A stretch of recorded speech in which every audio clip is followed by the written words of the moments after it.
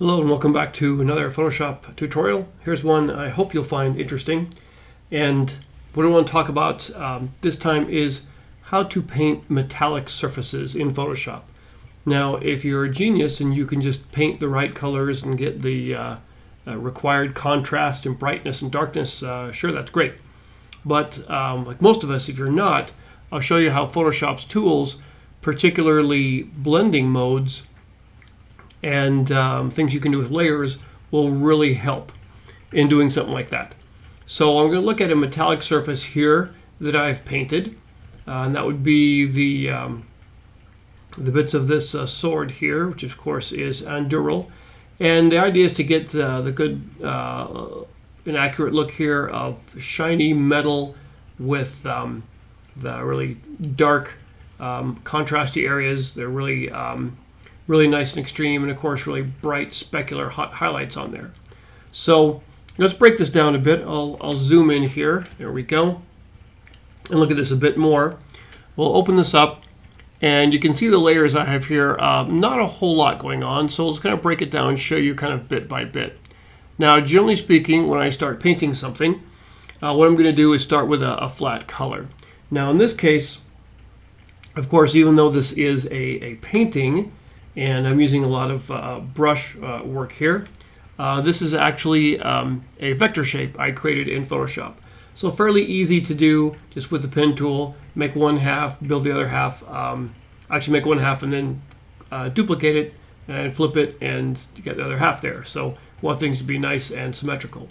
But what's important here is that this is just a solid color. So generally speaking, what I'm going to do is I'm going to start with a solid color and pick a PMS color as my base. And this one happens to be 5477. And so I'll get that by looking at the photo I'm working from, taking some color measurements there, and then picking a good PMS color here. So anyway, the base color probably is going to be somewhere in the mid-tone value. Notice how this basically is a mid-range color here. So I can paint on it and I can go lighter and darker from this. It's a great way to work for most situations. Now, of course, you can see this layer here is a vector layer, a vector shape layer. You can't paint on that, of course, because it's vectors. So what you can do is you can put a new layer on top and make the vector shape layer a clipping mask. And in this case, this vector shape layer is going to be a clipping mask for all these layers above it. So the way I would paint something like this is really the way I would paint most things. I'm going to turn on this layer here and show you this is just general painting. So you can see it's a normal blending mode. The opacity is 100%. And I'm just kind of painting these colors here. So if I'm working from a PMS color, in this case we have 5477, what I might do is pick my colors starting from that, 5477, and I can pick, see, darker and lighter right here. And this gives, usually working with a PMS color gives you a nice range of values you can choose from there. So with this one, because the sword, the metal here had this, these warm, kind of almost tan or khaki reflections from the background, and then this cool blue reflection here. I'm just kind of painting that on there. So you can see all this is really painted on one layer. And there it is, one layer right there. And of course this bottom layer is the clipping mask. If I were to release that, you can see that my strokes, of course, go outside that and would look kind of, kind of wild and loose. So anyway, working with the clipping mask really is nice there. So this is pretty good as far as getting the painting in. Likely this dark color here, that's what I expected would be some kind of PMS black like that. But you can see that it's looking okay, but there's not a great range of values and contrast you would really need to show the metallic look here. So one thing I want to do is I want to put some shadows into it. And so I've got a shadow layer here. Turn that on. And I always,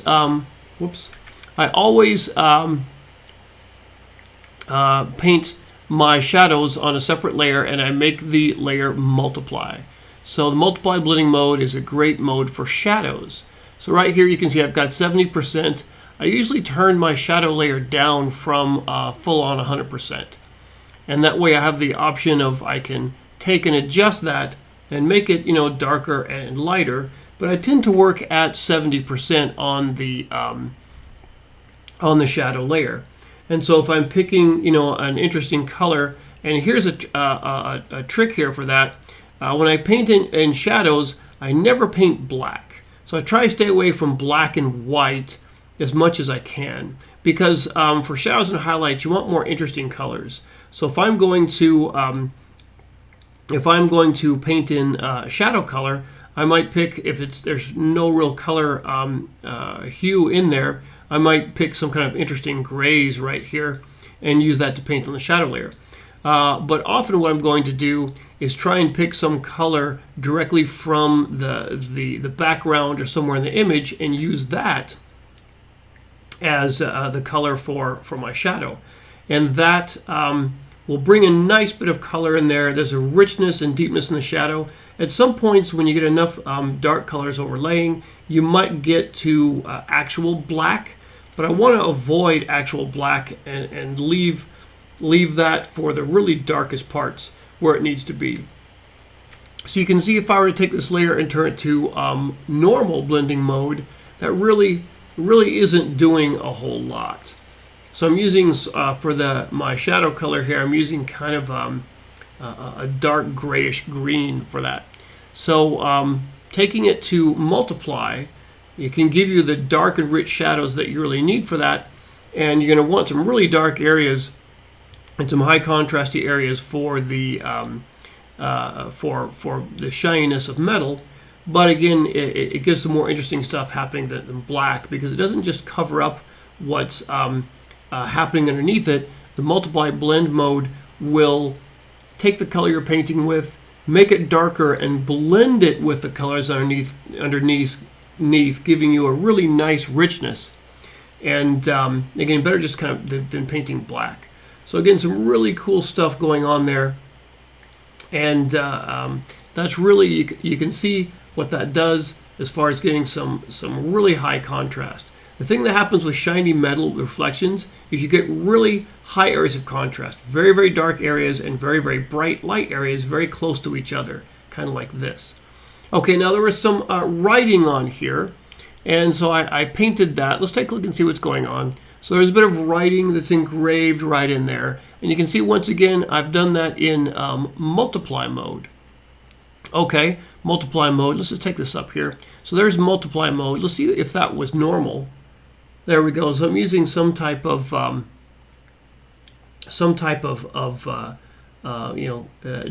gray with a bit of color in there. Now, if I take it and make that multiply mode, what happens is it blends with the colors underneath a little bit better. Let's zoom in here and see that. So it blends with the colors underneath a little bit better. Now, then I have a bevel and emboss effect. So there we have just a little bit, and that kind of makes it look like, that it's engraved into the metal there. Just a little hint of something going on. So it's kind of cool. Bevel and emboss. Now, you notice that I'd actually removed taken the fill down here a bit. So if you ever wondered what the difference is between opacity and fill, here's something that I can show you with that. If you just have something painted on here and no layer styles, if you reduce the opacity, it just reduces the opacity of that layer. If you reduce the fill, it reduces basically the opacity of that layer. So you might think, well, what's the difference? So that really comes into play when you have layer styles. So watch, if I have layer styles and I reduce the opacity, what happens is whatever's on that layer, in this case the painting and the layer styles, will go down together. Okay, that's the opacity of everything. But fill, what that will do for you is it will reduce the opacity of whatever pixels you've painted on that layer, but it will keep the layer styles as they are without removing them. So watch as I take this down, you can see that I can actually take down the pixels that I've painted, but yet you can see that bevel and emboss still stays there. So what I did in this case was I took it down to 80% just to kind of reduce that a little bit so it wasn't quite as dark. but I still wanted that that bevel and emboss there. I didn't want it to take that down. So if you want to lower the opacity of what you've painted on that layer, but not lower the opacity of your layer styles, then that's when you use fill. Let's take a look at this bevel and emboss and see what I have here. Okay, so bevel and emboss is going to give you a highlight and a shadow. And here's a key to the whole painting and working with metallics. So the default, of course, is going to be black and white, and you're going to have multiply and screen. Screen is your standard highlight color. So what I do when I'm going to work with metallic surfaces and get that really kind of bright, shiny, specular highlight, I'm going to change screen here to color dodge. So what color dodge does is it's kind of like screen on steroids. It gives you much brighter, more intense color, but it also has kind of a quicker drop off. And one thing you see with color dodge is that it won't really appear as strongly over darker areas. In fact, color dodge won't appear at all over black. So the darker these areas get, the more that this highlight kind of goes down. Notice with screen how it's kind of it's sort of uniform all over everywhere. But if I take it to be color dodge, then it's stronger in the brighter areas, but in these darker areas here, it starts kind of knocking back and just fading away, but still leaving some nice rich color there. Notice also I'm not using black and white. So for my color dodge, you can see I've got this color right here. So this very kind of dull, warm yellow. And what I would tend to do is pick a color from the image, some kind of warm highlight color, or where the color tends to be the brightest in the background, and use that. Notice also there's a good bit of color in my highlight and in my shadows. This isn't black, but it is, you know, very, very dark kind of grayish green to match with the stuff going on here. So that's how I have these guys right here, just to give a little bit of you know, getting kind of embossing and making that bit look like it's engraved down. Okay, now for the fun part here, let's look at the highlights. I'll turn on this highlight layer right here, and again I'm going to also have this clipped to the bottom, and this is my highlight layer. So as I turn this on, notice the richness and just how that kind of pops out, being really bright and shiny. And so what do I have here on this? Again, color dodge, there's the opacity, but the fill's at 50%. No layer styles here, so what's going on? Let's just take a look. If I take this back to, say, normal here, and there's my normal, you can see what I'm painting there. So I've got this color. It looks like it's kind of coming from here. It's this warm background highlight color, maybe, you know, about from right here. And I'm painting in that. Notice how it sort of covers up these brighter parts underneath, which are already highlights. If I were going to be painting in normal mode, see how that just covers that up, and it's of course not what you want. Now remember that when you're dealing with 8-bit computer graphics, or at least actually in this case, it is it's the color. So it is 8 bits per channel color graphics. Your brightest color is going to be white. There's nothing going to be brighter than that. And so then from there, your hottest highlights will be that, and then anything, you know, that's not quite that bright is going to go down from there. So how do we make this happen? I'm not going to paint white for my highlights because that just doesn't tend to give a really interesting richness of color. So if I'm painting the highlights for a metallic surface, I know right away I'm going to put it in color dodge. So again, there's screen. Screen's pretty good, but look at color dodge. Look how it just really pops out there.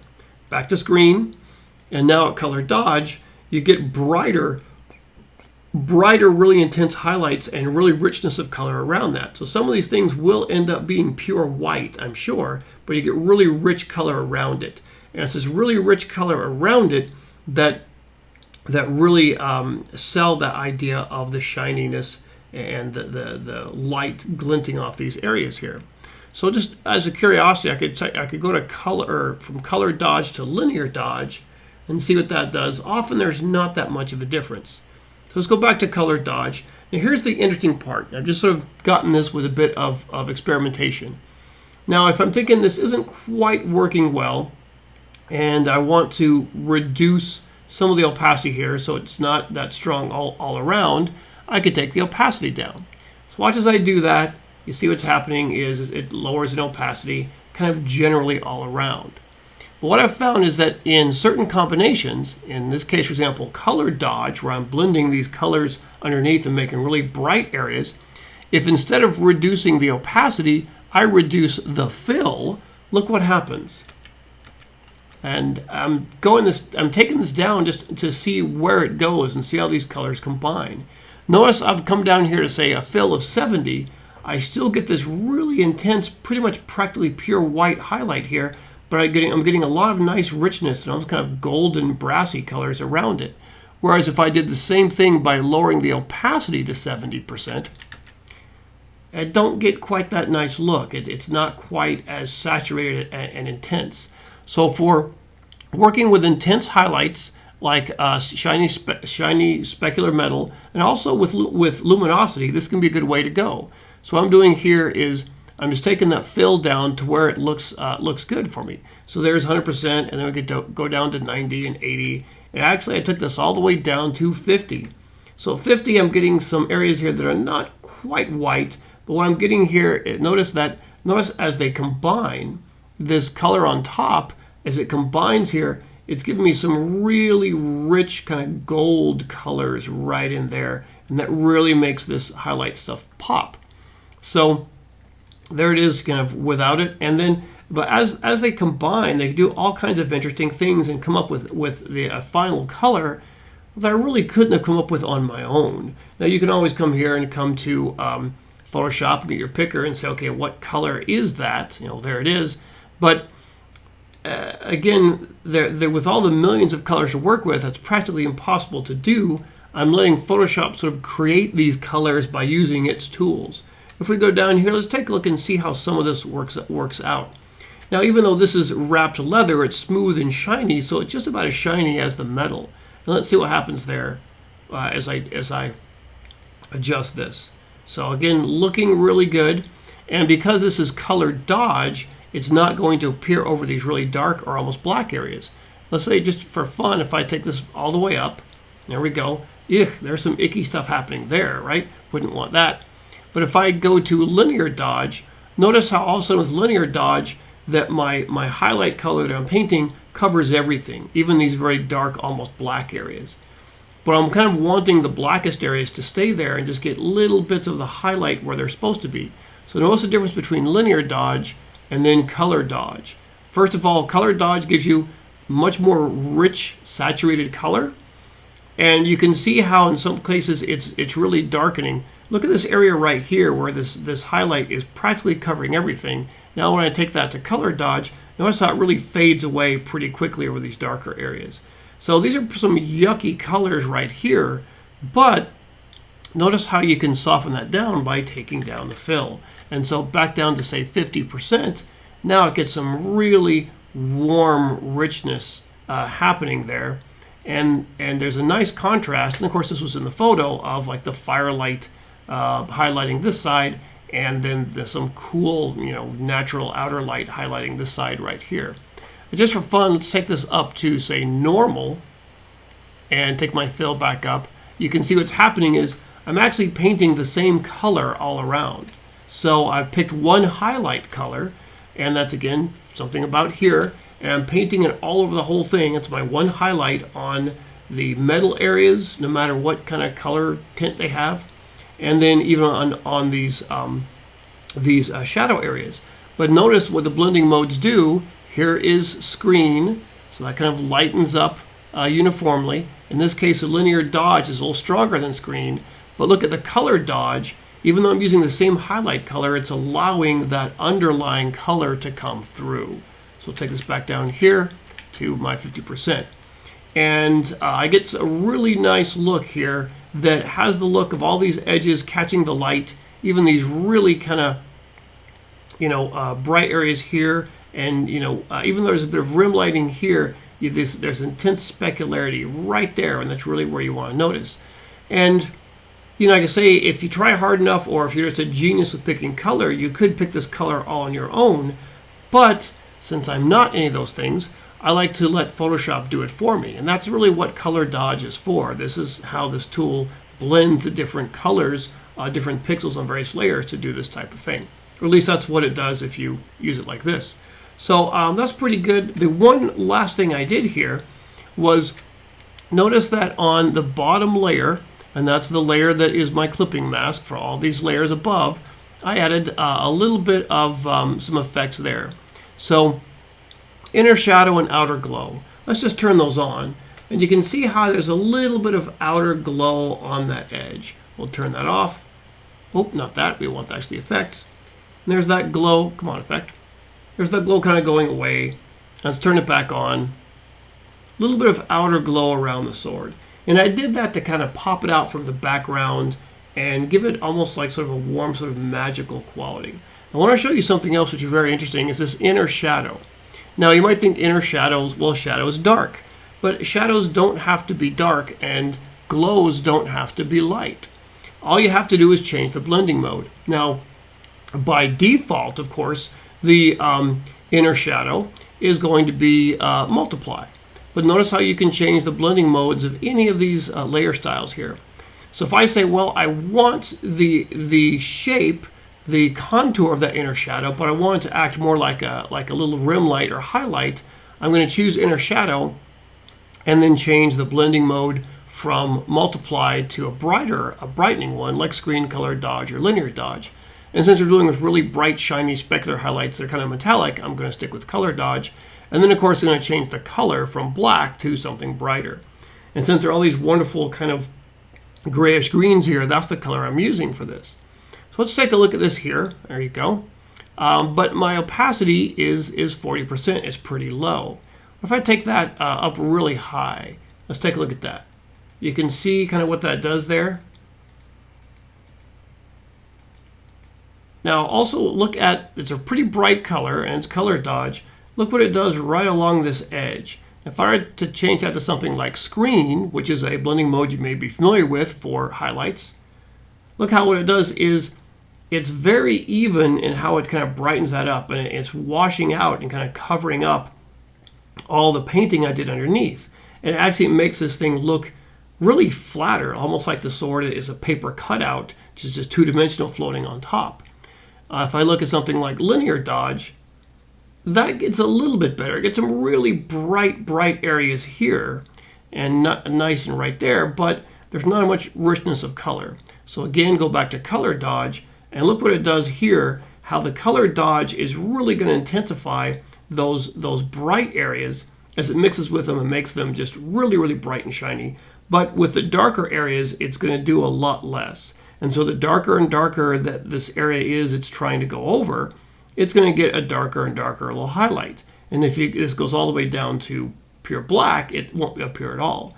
This is how I know that this isn't quite pure black here, because then I wouldn't see anything there at all. So it really gives some really great highlight right there, but again, it looks a little bit too bright, too garish, and the colors aren't that nice. And so I'm just reducing the opacity of this inner shadow, which for me actually is working more like a rim light. I'm reducing that until I get it down to be kind of what I like. So notice there how just adjusting the opacity of it, you get some really dynamic interplay of how this rim lighting interacts with the colors that are there. So notice how it's really just pumping up these bits right here that are sort of catching that light right on the edge, but then Aragorn is blocking this part in the shadow, and so it's not really doing much. So just by using color dodge and taking down the opacity, you can kind of see what that does. So there it is with nothing on there. There it is on there. So it gives, again, a really nice, crisp little highlight and some nice, bright, intense color along there. Doesn't do much at all along there. Look what happens right here along that guard. Really pumps up that area right there and right in there, because I've got this shadow. Again, it's technically a shadow, but for me it's a highlight coming from this direction. So it's coming in right in there and hitting up just this edge, and so just the edges that are facing the same direction here. And since this is all kind of parallel, it's going to get about the same amount of light. So we'll turn that off. You can see kind of what I've got there. We'll turn that back on, and it gives that really great little tip of highlight, like the light's catching there right on this edge of the sword. And that's where metal tends to really grab the highlights. It's on edges, on things that change direction, like along the very edge here, or like a corner where it goes up and down, that little kind of ridge or that crest right there is where it's going to catch the light, or like right there along this edge. And so I can hand paint this on there, or I can, if I can do it with a layer style, I'm definitely going to do that because it's editable, it's non-destructive, and I can fine tune it, make it to be just what I want. Okay, so that's about it. I want to show you one more thing which is interesting, and that I've got the layer style on this bottom layer, right? Which is of course just the, whoops, what am I doing here? Which is, don't want to turn off the whole folder, which of course is just this flat bit here. So notice how again, there's that little bit of inner shadow, which of course with color dodge becomes a little rim light, how it's all uniform on one color. But once you have some painting on there, now it interacts differently depending upon the values that it's over. So the interesting thing is that even though these layers, right here with my painting layer and right here with my shadow layer, even though they're on top of this bottom layer, which is the clipping mask, whatever layer style you have on this layer will be, as one student of mine said it many years ago, will be inherited by any layer above it that's clipped to it, that's using this layer as a clipping mask. So the cool thing is, I don't need to put, an inner shadow or bevel emboss or inner glow on any of these layers or all of them. I put them on just the one bottom layer, and these top layers will all inherit that. In fact, all these layers here, from here to here to here to here, will all inherit the attributes of the layer that's acting as the clipping mask. So for example, this layer's opacity and its blend mode will all affect these ones that are clipped to it. So if I were to adjust the opacity of this layer, notice how all the layers clipped to it, their opacity is going to start going down as well. What this means is that in almost all situations, and I can't think of an exception, you want your bottom layer here that's acting as your clipping mask to be at normal mode at 100%. And then as you do your painting and your texture and your details and your highlights and shadows, you can change those blending modes and change their fill and their opacity to suit what you want, but keep this bottom layer that's the clipping mask at normal and 100% and 100% all the time. And then any, of course, layer style or effect you add here will affect all those above it. Okay, that's it. Just a really quick little tutorial here, just about using layers and blending modes and these options here with opacity and fill and even layer styles to get you closer to painting really nice, realistic, metallic, shiny surfaces. The nice thing is that Photoshop has some great tools that can make it easier, so you don't have to paint everything by hand. You paint what you need to and use Photoshop's tools to get you to that extra little bit that would be very hard to do just by picking colors manually. But that's why it has the tools. They're there to help you out. They're there for you to use. So know them, use them, and it'll make your work even that much more interesting and special.